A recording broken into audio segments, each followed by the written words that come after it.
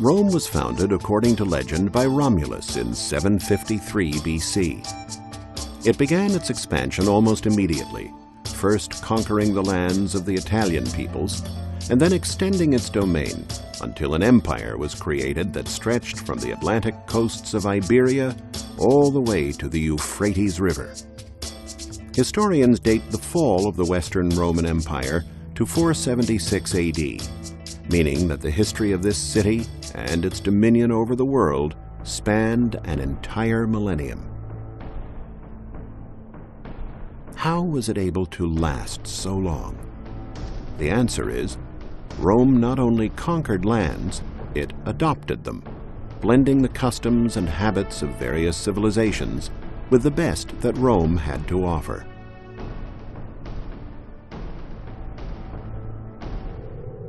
In Vaison-la-Romaine, France, once a Roman province known as Gaul, archaeologists uncovered this paved road bordered by impressive buildings. At its entryways, the researchers noticed some strange grooves. What were they for? When presented with a puzzle like this, archaeologists often find important clues in ancient architectural writings, preserved by medieval scribes. In the case of Vaison-la-Romaine, the mystery was solved. The grooves in the thresholds supported wooden tables where merchants displayed their goods. By positioning the tables along the roadway, merchants enjoyed maximum visibility for their products and therefore had more success. This emphasis on marketing and commerce was one of the reasons why the empire remained vital for so long. Wherever the Romans arrived, weapons were laid down eventually, and the Pax Romana, or Roman peace, took their place. Within this context of renewed stability, business was able to thrive. Eventually, after Rome had invaded and inhabited a new land, it would take the best soldiers of that country and incorporate them into its own army. The best of these recruits would have come from wealthy families. They were usually better educated and trained, with natural aspirations to rise through the system of their new ruling government. If they succeeded in battle and the political aspects of war, they might have the chance to become senator, one of the highest and wealthiest positions in the empire. A military career was the fastest route to furthering one's career. Of course, the new soldiers had to start at the bottom. They would be sent to battles in the easternmost borders of the empire, where Emperor Trajan was fighting the formidable Parni, the heirs of the Persians. From France, they would embark with a small military fleet on a voyage from Massilia, now Marseille, to Sicily, and forced to fight pirates along the way. From Sicily, the voyage would continue to the Orient, following the fastest and safest route possible. This meant following the coastline and only crossing open sea where necessary. The fleet would thread its way across the Aegean through the Peloponnesus to reach the port of Laodicea in Syria. Warships at that time were a lot different than merchant ships. This boat is called a trireme. We know how it looked because of information from relics recovered by marine archaeologists. They discovered that in order to be able to make quick maneuvers in battle and ram the enemy, warships were propelled by several layers of oarsmen. Merchant ships, on the other hand, used sails and had no oars. Warships were classified by the number and arrangement of oarsmen. The trireme had 3 tiers of oars, and each oar was manned by 2 oarsmen. It was a lightweight fighting ship, about 115 feet long, and perfect for hunting pirates because it was fast and agile. Naval soldiers manned the ship together with the oarsmen and were there to board enemy ships. Each trireme had a crew of about 300 oarsmen and 100 naval soldiers. To rid the vast waters of the Mediterranean and the Aegean of pirates, the fleet would often give chase, sometimes for hundreds of miles, to catch its enemy. Once caught, the tactic was not to board the enemy ship and engage in hand-to-hand combat, but to sink it, either by ramming it or hitting it with catapult fire. A ship positioned broadside exposed itself to a greater risk of being rammed and sunk than its attacker, but that position offered advantages for the use of its catapult. This is because the rolling waves had two different effects on the arc of the projectiles. The defending ship catapult, positioned perpendicular to the main axis, hurled projectiles that fell inside an elongated ellipse, a form which corresponded perfectly to the shape and position of the attacking ship. The attacking ship, on the other hand, had its catapult aligned with its main axis, and its projectiles tended to fall within a circle that encompassed only a minimal part of the target ship. Oftentimes, the attacker's missiles missed their target, and the tides of battle would shift. A soldier's life was not all war. Roman culture demanded a certain refinement and taste among its subjects. This theater in Tyndaris is on the northeast coast of Sicily, overlooking the sea, where many voyagers and soldiers stopped on their journeys. What is both striking and intriguing about this structure is not so much its architecture or finishings, but rather its location. It is stunning, but it lacks a logical explanation. Having a theater exposed to the sea winds and the full sun, since the shows were offered during the daytime, seemed to be a very questionable choice. Other theaters, such as the very steep one in Pergamum, Turkey, had sweeping horizons to look out onto. That was what Hellenic tastes demanded. Every architectural work had to have something magnificent about it.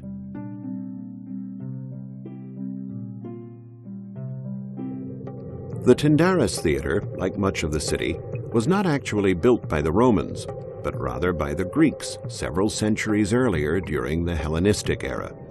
The Romans simply absorbed it into their empire. One of the reasons for the size and strength of the Roman Empire was its assimilation of Greek culture, which was imitated and developed even further, as in the art of mosaics, and then spread throughout the empire.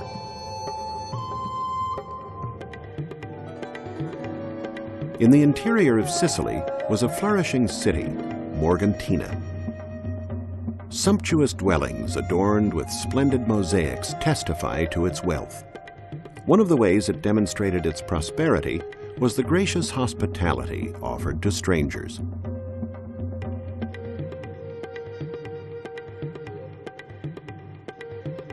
We see evidence in this mosaic, which contains the Greek phrase, "be well," which may be taken as a sort of welcome. All citizens of the empire were equal. People and ideas were allowed to circulate freely, as were goods. The governor of the island, as well as its year-round inhabitants, would extend the celebrated Roman hospitality to all visitors, offering wine, meat, and all the produce of the fertile Sicilian soil, part of the Italian terra firma, a land that Virgil called an earthly paradise, mighty mother of crops and mother of men.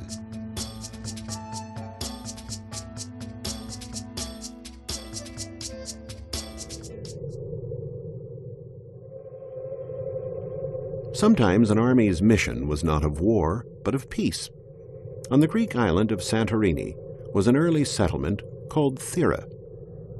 Thera was located in an area that was always at risk for earthquakes. Half of the island disappeared into the sea in the 2nd millennium BC. The archaeological remains of Thera show that the city was rebuilt several times because it was hit by an earthquake more than once.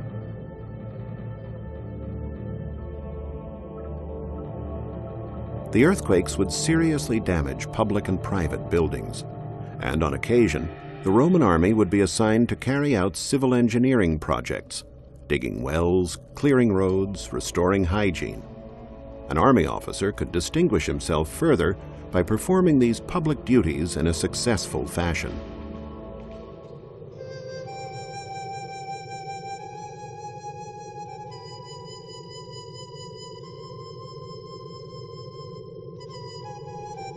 Moving further east, toward the outer reaches of the empire, we enter Jordan. Archaeologists working during the last century uncovered a beautiful city, Gerasa. They were quite puzzled to find numerous drain covers like this one, bearing the engraved image of a dolphin. This animal is clearly associated with the sea, although Gerasa was surrounded by desert and far from the coast. What mysterious meaning did this hide? Excavation work revealed a very rich city over the course of decades and offered clues to archaeologists as to what relationship Gerasa might have had with water. One of the city's most important monuments is the Nymphaeum, an impressively decorated fountain. These channels in the paving stones served to carry away the water. The city was thus laced with small rivulets of water. A sensational discovery emerged from the study of the grand colonnade that crossed the city. At the tops of the columns, encased in the architraves, there were water conduits.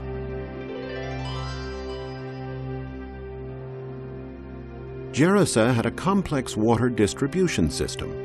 The water that filled the streams during the rainy season was diverted, collected, and conveyed all around the city, where it was used ostentatiously before draining off along the various channels. This system was certainly wasteful, but that is precisely why it was a source of pride to the city.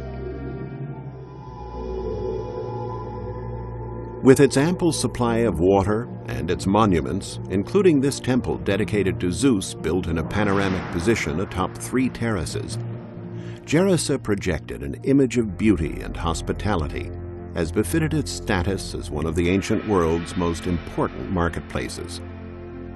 The city was at the eastern border of the Roman Empire, an area of intense commercial traffic between the Mediterranean to the west and India and China to the east.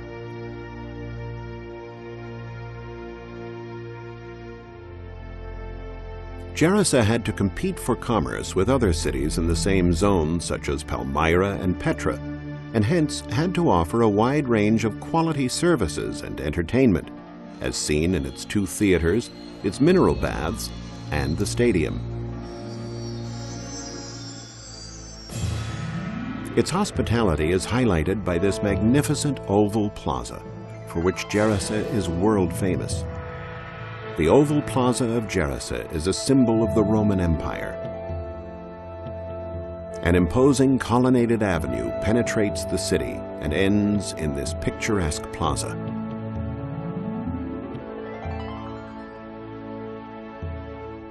It is clear that the most beautiful and important cities of the empire, even the more distant ones like Gerasa, owed their stature to the excellent routes connecting them. The plaza, or the forum, as the Romans liked to call the city's most important meeting place, was always the end point of a road.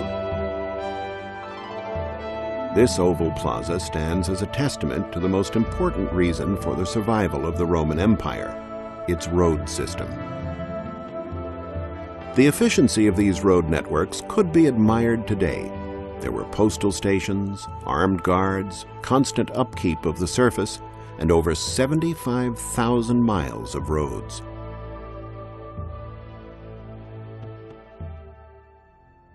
Gerasa was the eastern outpost of the empire.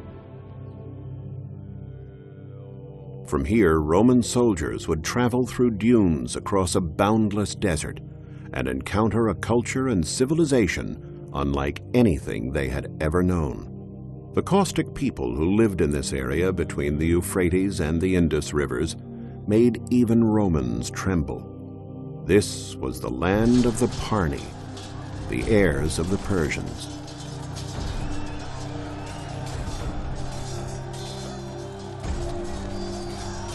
The Romans would be forced to call upon their formidable battle tactics to defeat this bellicose enemy. There would be 5 or 6 tribunes in command of several divisions. The tribunes would report to a legate of the emperor, the top commander of the legion. Under the tribunes were the centurions, an elite force of men who commanded the centuries, groups of 100 soldiers. When engaging the party on the battlefield, the Romans would utilize their well-established military techniques. The cavalry would be deployed along the flanks. In the center, facing the enemy army, there would be 4 rows of infantry, with the centuries in a staggered array to close any gaps. The first to attack were the Velites, a light force that carried out swift strikes and then took refuge behind the lines. Next, the Lancers advanced, hurling their javelins and then engaging in hand-to-hand combat before retreating. And then it was the turn of the Princeps, and lastly, the Triarii, armed with lance and sword. The attacks continued in the same order repeatedly until all 4 lines, flanked by the cavalry, launched the final assault. If they won the first battle, the Romans would face a much more arduous challenge, the siege of a city. The army would camp about half a mile from the walls and would set these ominous war machines, efficient and effective catapults, upon pedestals. Catapults could shoot arrows, or, when necessary, rocks. When the army laid siege to a city, they used rocks as missiles to break openings in the walls so that the army could invade. The rocks would need to hit the same point again and again. This was achieved by loading the catapult with projectiles of the same weight after carrying out several launch tests and choosing the proper position in which to set the machine. The rocks weighed up to 175 pounds and had a maximum range of 700 yards. In order to launch them at high speed toward the adversary's walls, the rocks were placed in a sack at the center of a rope tied to each of the arms of a bow, held in tension by a system of twisted ropes. A winch drew back the rope, which would then snap forward and hurl the projectile when the ring attached to the sack was released.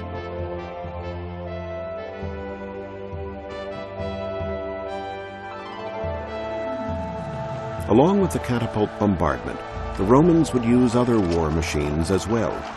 The tower was one of their strongest assault weapons.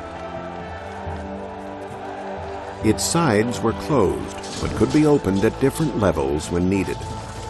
On the intermediate floors, there were catapults armed with arrows and rocks.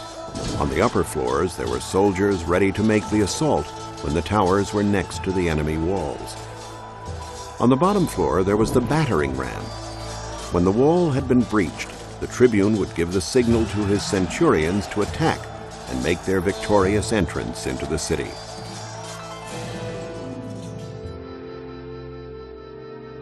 With Trajan's victory over the Parni, the Roman Empire reached its greatest expansion. A well-decorated officer could return home and follow the cursus honorum, the way of honor, a strictly regimented Roman ladder of promotion. With the right battle honors, they could win a much-desired senatorial appointment and sit in on the empire's most important assembly. Roman senators were fighters too, but in a different way. They would use weapons of diplomacy, equitable application of law, and wise economic and political administration to maintain the stability of all that the army had achieved. The empire was an immense domain that encompassed the entire known world at the time. The legacy was one of the most powerful in world history.